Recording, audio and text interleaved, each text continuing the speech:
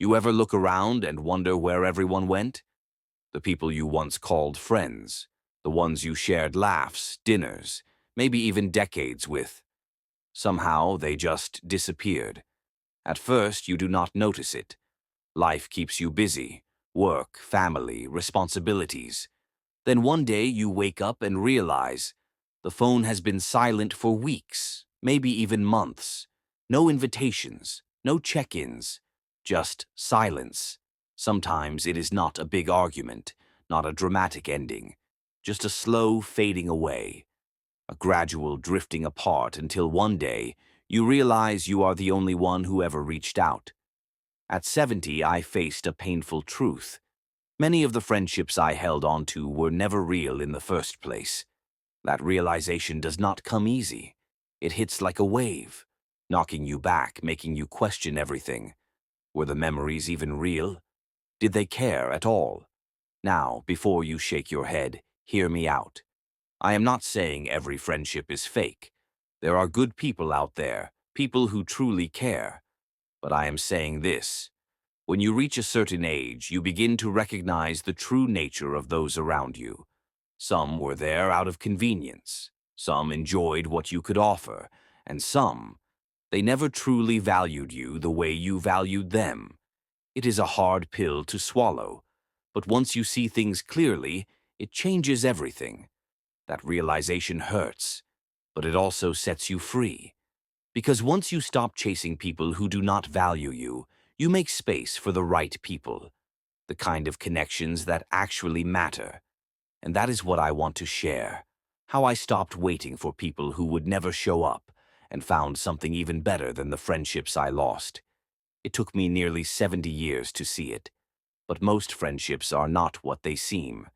You do not notice it when you are younger, when life is busy and distractions are everywhere. There are always plans to make, places to go, things to do. But as the years pass, as the noise fades, something becomes painfully clear. Some friendships were never real to begin with. I used to believe that if someone had been in my life for decades, they would always be there. That time meant loyalty. That shared memories meant unbreakable bonds. But then, life started to shift. Retirement came. Routines changed. And suddenly I was not as useful to some people as I once was. The invitations slowed. The calls became less frequent. And eventually, silence took their place. At first, I refused to believe it. I told myself they were just busy, that life had gotten in the way. I reached out again and again, trying to keep things the way they had always been. But deep down, I knew the truth. If a friendship only exists when it is convenient, was it ever really a friendship at all? That realization hit me hard.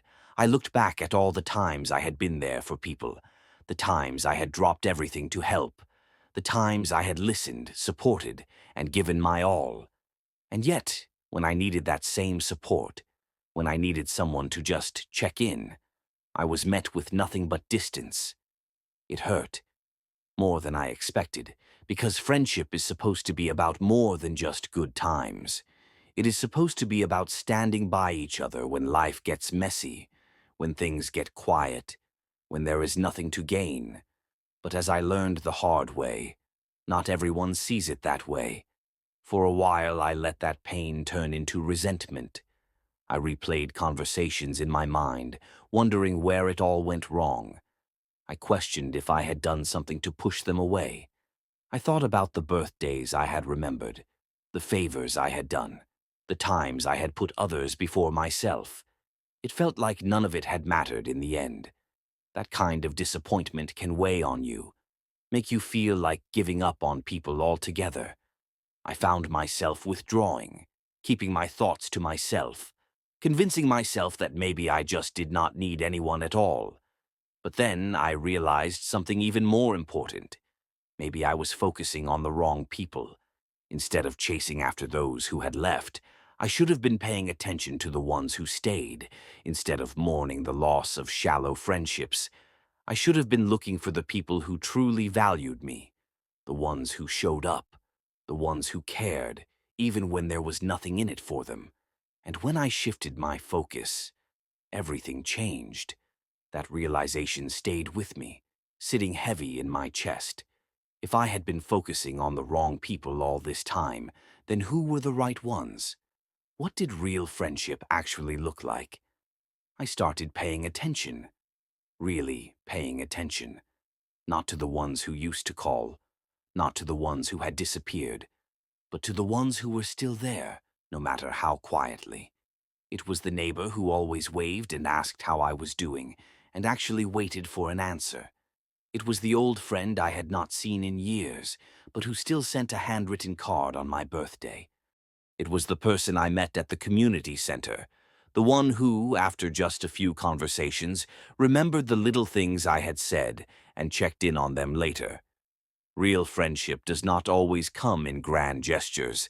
It is not about the loudest voices or the most exciting plans. Sometimes it is as simple as someone remembering your favorite coffee order or calling just to say hello with no expectation attached. It is the small, steady acts of kindness that reveal who truly cares. But I also had to ask myself something uncomfortable. Had I been missing out on real friendships because I was too focused on chasing after the wrong ones?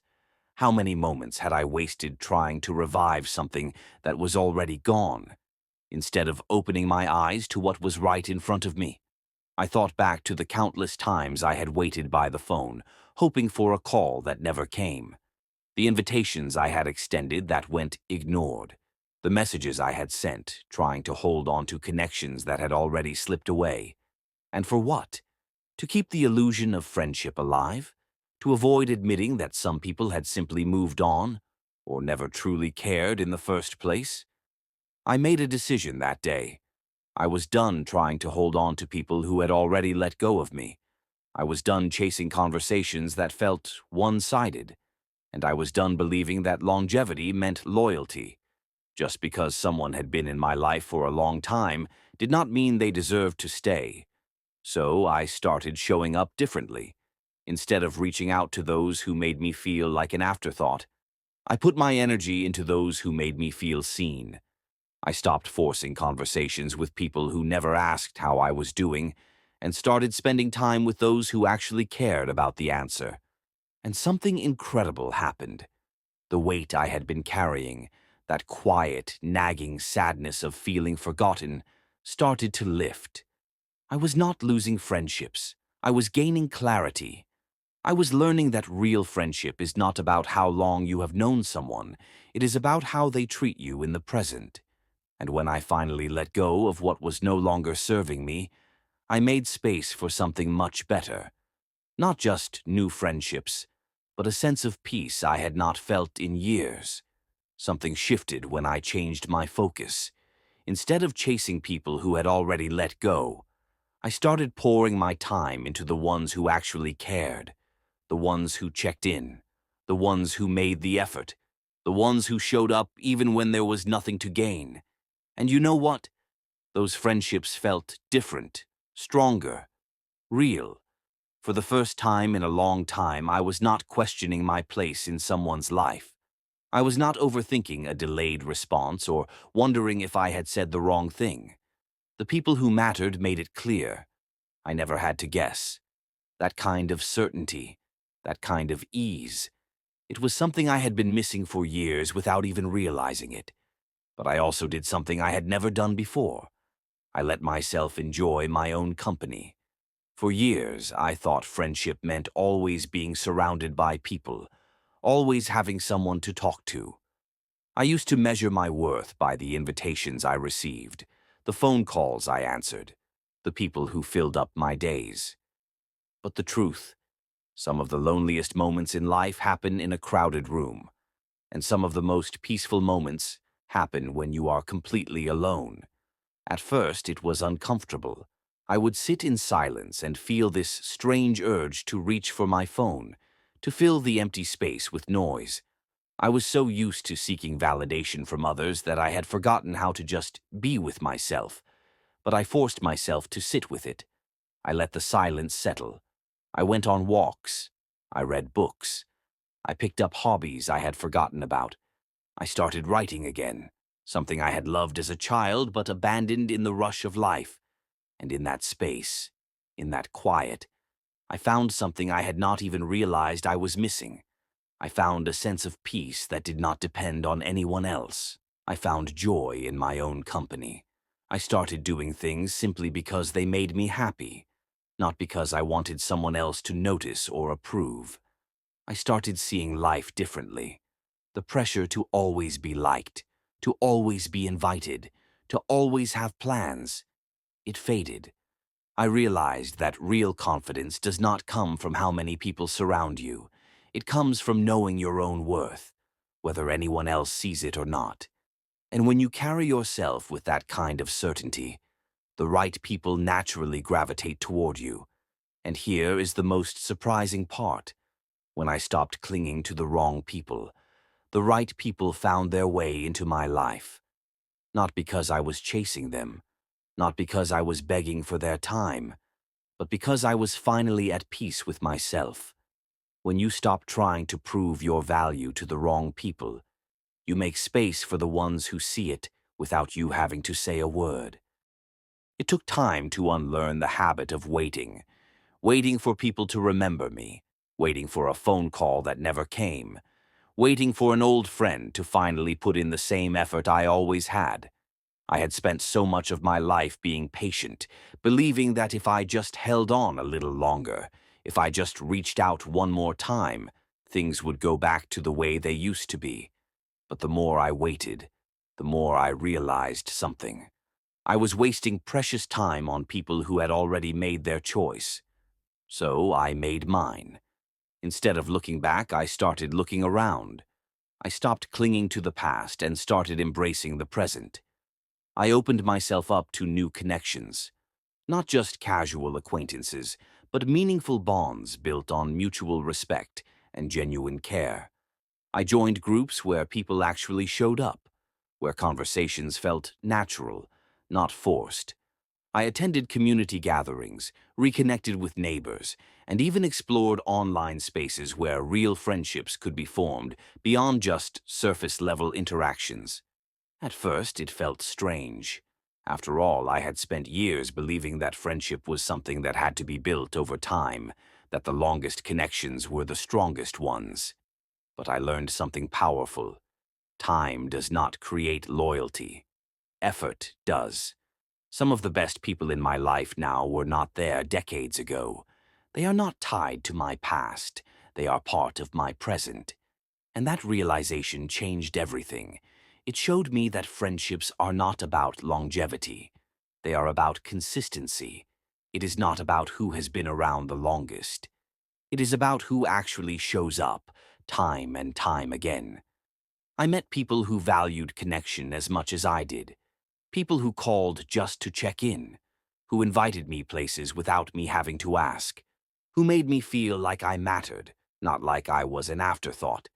And for the first time in a long time, I did not feel like I had to prove my worth to anyone. I did not have to chase, remind, or beg for a seat at the table.